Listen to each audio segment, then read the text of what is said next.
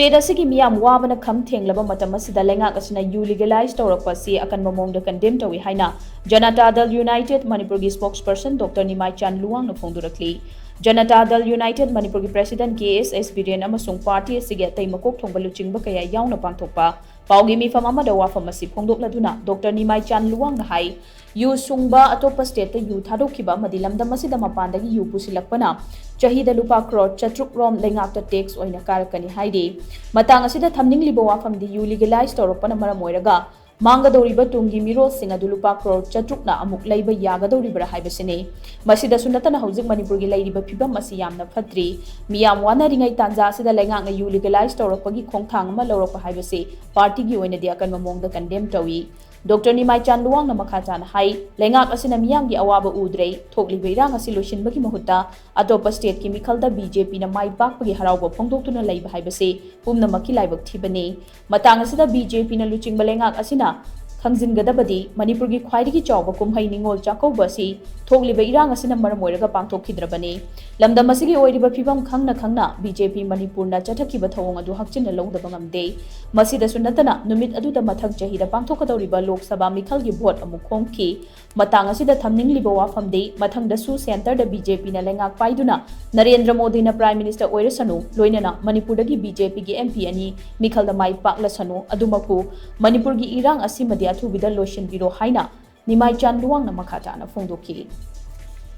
Handaki mathangi lakpa vota paramengi vota Manipur gi MP ani do khom tasu loina kabu wajaro santi hana puro Manipur da kajaro noirum kajaro Modi do amukan Prime Minister webu pangjaro wehan biro tawbudu Manipur praja wahan biranu amuk hanan nahar on mayam sibira halan biranu ngara mathang nahan tarawm do hat ki bado mathang halak ra mayam do aru thimbiro si aina ai haijaningi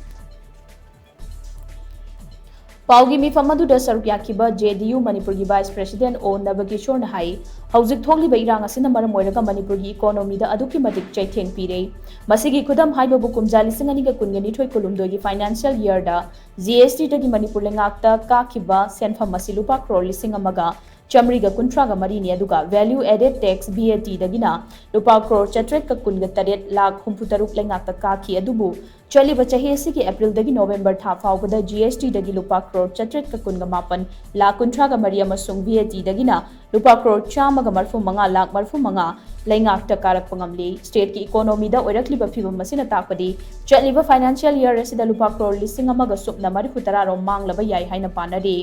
Pumnamag asina takpadi irang asina maram oiraga aikhoigi economy da achauba sakfu ama pire haibane maramaduna thubada irang asi loisinaba thorang paikhatpa yamna mang mathau tare haina Nabakishore na makhata na phongdokhi Manipur ke GST collection sige tangkhai amadi ain khamada gari yonbadagi lakpani habiya adu hojiki Manipur la lariba